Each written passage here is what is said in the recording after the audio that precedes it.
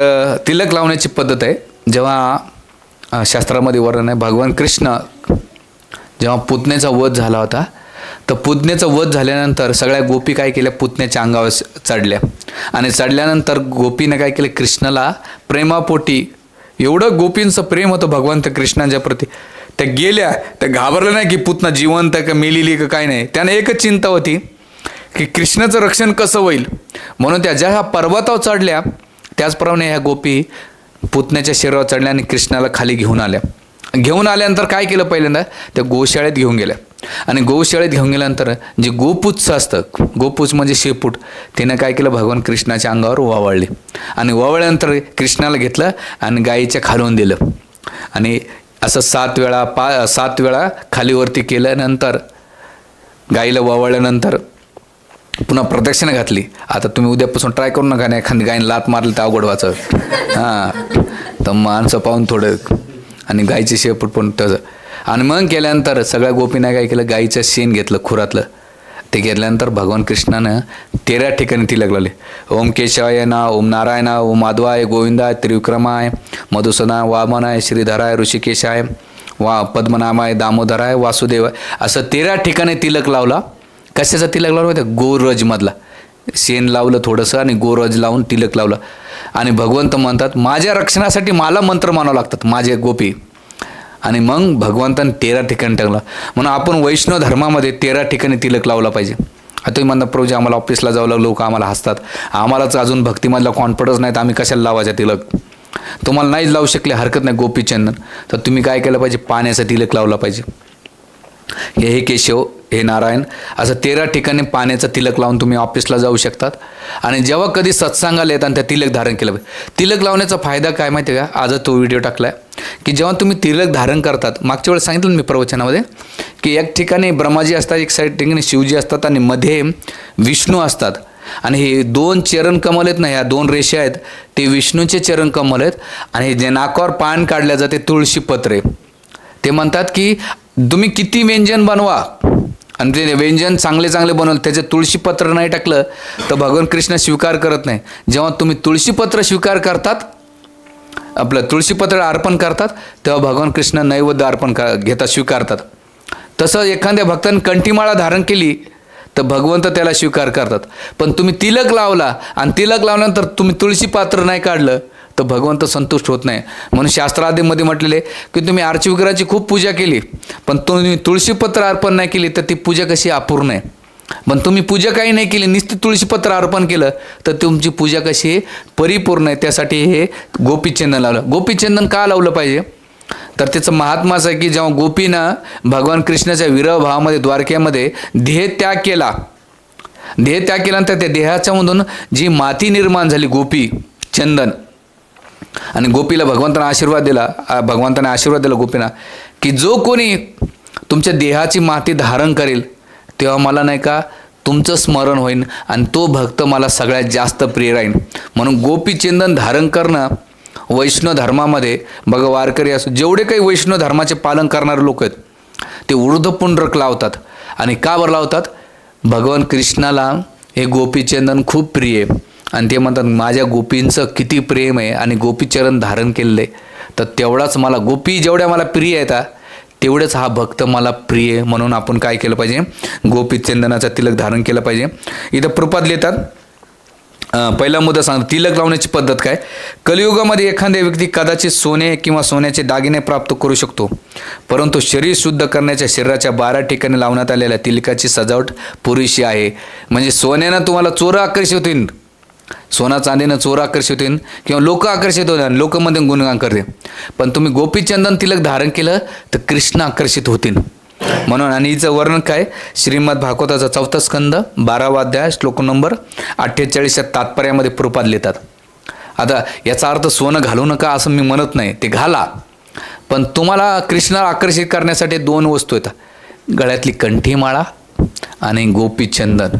जेव्हा तुम्ही धारण करतात तर तुमच्या आजूबाजूला भगवान कृष्ण आकर्षित होता, तर तुमच्या आजूबाजूला सुदर्शन चक्राचं रक्षण होतं. हे तुमच्या श्रद्धेवर डिपेंडन आहे आणि तुम्हाला कोणाची भीती नाही वाटत. बघा, तिलक लावला ना, मार्केटमध्ये गेले फायदा होतो. 1-2 रुपये कमी असले ना मला माहिती आहे, आता आमच्या पाटील माते सांगू मार्केटमध्ये गेल्यानंतर एक दिवस पैसे कमी संपलेत, म्हणजे घेऊन जा, तुम्ही आमचे पैसे बुडवणार नाही, तुम्ही हरे कृष्ण हरे रामाचेत. म्हणजे किती तुमच्या तिलकावर सुद्धा लोक तुम्हाला विश्वास ठेवतात राव. तर मग आपण आपल्याकडे बघण्याचा दृष्टिकोन किती किती ट्रस्टवर्दी. जसं एक मुलगी सांगते, भक्त मुलगी, ती कुठून तरी मुंबईत जात होती, कुठेतरी जात होतं आणि रात्राचा प्रवास होता. तर तिने बऱ्याच गाड्या सोडल्यानंतर एक वाड्याहून मुंबईला जायचं होतं तिला, आणि संध्याकाळची 10-11 वाजली. आणि तर त्या गाडीमध्ये जाताना ती समोर एक भक्त बघितला, त्या माताजीनं गळ्यात कंठीमाळा तिलक लावली, आणि तिला होप्स वाटला की आता मी जाऊ शकते रात्री 11 वाजता. का ह्या गाडीमध्ये भक्त. याच्या पहिले तिनं भरपूर गाड्या सोडल्या होत्या, पण ती म्हटली कृष्णाची किती अरेंजमेंट आहे माझ्यासाठी, की त्या भक्ताला पाहून होप्स वाटला. आणि तिनं प्रवास केल्यानंतर मग भेट झाली, म्हणली की प्रभूजी हा सत्संगाला असतच. तर किती एका तुमच्या तिलक आणि एक कंठीमाळा लोकांसाठी तुम्ही आशेची किरण बांधतात, होप्सची किरण बांधतात. आम्ही काही मोठे विद्वान असं नाही मंदिरामध्ये, पण लोक आमच्याकडे येऊन सगळ्या गोष्टी शेअर करतात, कपड्यामुळं तिलकामुळं. तर तुम्ही जगासाठी आशेची किरण बांधा आणि स्वतःला शिस्त होती. आणि तुम्ही बघा, एखादी स्त्री जेव्हा सिंदूर धारण करते तर तिला काय मर्यादा असते, तर माझा पती सासू सासरे असतात आणि माझा कोणतरी स्वामी आहे, ती मर्यादेचं उल्लंघन करत नाही. तसंच आपण जेव्हा तिलक धारण करतो, कंठीमाळा धारण करतो, तर आपण मर्यादेचं उल्लंघन करत नाही. आपले स्वामी कोण आहेत, भगवान कृष्ण आहेत, हे आपण प्रेझेंट करतो, म्हणून तिलक धारण केलं पाहिजे. इथं प्रपात खूप सुंदर म्हणतं, स्नान करून स्वच्छ कपडे परिधान केल्यानंतर स्वच्छ आसनावर बसावे. शक्य असेल तर कुशागर चटेवर तुम्ही बसून ऊर्ध्वपुंड्रक किंवा विष्णू तिलक शरीराच्या 12 ठिकाणी लावा. स्नानघरामध्ये कोणताही तिलक लावू नये, म्हणजे बाथरूममध्ये तिलक लावायचं नाही किंवा खाली पाडणार नाही. जेव्हा तुम्ही तिलक उघडतात त्याचे थेंब पाणी खाली नाही पाडले पाहिजे. मी त्या द्वारकेच्या प्रवचनामध्ये डिटेल सांगितलं होतं.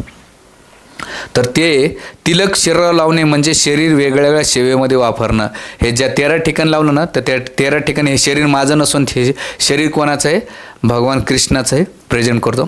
ऊर्ध्वपुंड्र तिलक उभ्या 2 कपाळलेले आणि इतर भागावरले रेषा शरणागतीचं प्रतीक आहे. म्हणून हे जेव्हा तिलक लावतो तर कशाचं प्रतीक आहे, शरणागतीचं प्रतीक आहे. पुढे म्हणतात, पद्मपुराण आणि यजुर्वेदामध्ये सांगितलेलं आहे की ऊर्ध्वपुंड्रक चिन्ह आहे, हे भगवंताची चरण कमाल आहे. आणि शरीरावरल्या 12 ठिकाणी ऊर्ध्वपुंड्रक तिलक मनाला येईल तसे लावू नये. भगवान विष्णूचे नाम उच्चारण करीत मनामध्ये भगवंतांनी त्या ठिकाणी स्थित करीत लावे. त्या ठिकाणी तिलक लावण्यानं आपली आध्यात्मिक शक्ती वाढते. असं नाही की लावलं तर तिथं प्रत्येकाचं भगवंताचं स्मरण करून तुम्ही लावलं पाहिजे. शेवटी जर भक्ताने तिलक भगवंताचं नामस्मरण करीत लावले तर भगवंत त्या ठिकाणी वास करतात आणि अशा प्रकारे हे शरीर म्हणजे भगवंताचे शुद्ध मंदिर बनते. भक्त आपले शरीर शुद्ध करून भगवंताच्या सेवेत अर्पण करते. पुढे असे सांगितले जाते की भक्ताने आरशामध्ये किंवा पाण्यामध्ये आपले प्रतिबिंब तिलक लावताना काळजीपूर्वक पाहिले तर तो भगवंताच्या धामात जातो. तिलक लावता तुम्ही आरशामध्ये पाहिलं ना, अग्निपुराण आणि पद्मपुराणाचे रेफरन्स दिलेले, तर तो डायरेक्ट कुठं जातो. का बरं असं म्हटलेलं आहे, ते म्हणतात वैकुंठ. तिलक लावणार कोण म्हणजे काय, वैकुंठाचा लोकी आहे. आणि स्वतःला पाहिल्यानंतर त्याचं प्रतिबिंब वैकुंठात निर्माण आणि त्याला भगवत धामाची प्राप्ती होती. म्हणून आरशामध्ये लावताना आपण पूर्ण काळजीपूर्वक त्याचं, याचा अर्थ नाही की उद्यापासून कोणता मेकअप झाला, तसं नाही, मेन फोकस असला पाहिजे तिलक. पुढे ते सांगतात, हरिभक्ती विलासामध्ये सांगितले, जर तिलक आकाराने व्यवस्थित नसेल, रंग किंवा भौतिकदृष्ट्या भक्ताच्या संप्रदायाप्रमाणे नसेल तरी त्या ठिकाणी बाकीच्या गोष्टी असतात. तिलक हा वाकडा, कपाळाच्या मध्यभागी नसलेला, घाणेरडा किंवा घाण वासने येणारा नसावा. तिलक कसा असला पाहिजे, स्वच्छ असला पाहिजे, घाणेरडा नसला पाहिजे किंवा वाकडा तिकडं नसला पाहिजे. शिलप्रपाद म्हणतात, न्यूयॉर्कमध्ये भक्तांना सांगतात, आपल्या हातामध्ये गोपीचंदन उघडताना खाली सांडू नये, तो वाया घालू नये, कारण गोपीचंदन अतिशय मूल्यवान आहे. जर तो खाली पडला तर ती जागा पुसून स्वच्छ करावी. डाव्या हातामध्ये तिलक उघडताना, तिलक लावताना किंवा मधील भाग पुसताना योग्य ते नामोच्चारण करावे. म्हणजे खाली पडला तर एक तर तुम्ही त्याला रिटर्न करू शकता, नाहीतर त्याला एक वाटी घ्यायची, त्या वाटीमध्ये तो पुसून घ्यायचा. तो असं नाही पाण्यामध्ये धुवून टाकला नाही झालं किंवा खाली पडला, जरी पडला तर ओल्या कपड्यानं पुसून घ्यायचा. कारण गोपीचंदन नाही का त्याच्या पाय ठेवलं तर अपराध होतो, पण एखादा जर पाप्यातला पापयुक्ती असेल आणि त्याच्यावर डेड बॉडी ठेवलं तर त्याचा उद्धार होतो. म्हणून तुळशी जेवढंच महत्त्व गोपीचंदनामध्ये दिले. प्रभुपाद म्हणतात पुढे, स्नान केल्यावर तो प्रत्येकानं आपल्या शरीरावर 12 ठिकाणी तिलक लावून सुशोभित करे. टीप इथं, जी व्यक्ती हरे कृष्ण महामंत्राचा नियमित जप करीत नाही, नियमाचे पालन करत नाही, त्याने कमीत कमी मंदिरात तरी मंदिराच्या बाहेर तिलक लावणे. मंदिरात येताना तुम्ही तिलक लावू शकता, पण मंदिराच्या बाहेर जर तुमचा कॉन्फिडन्स असेल तर लावा.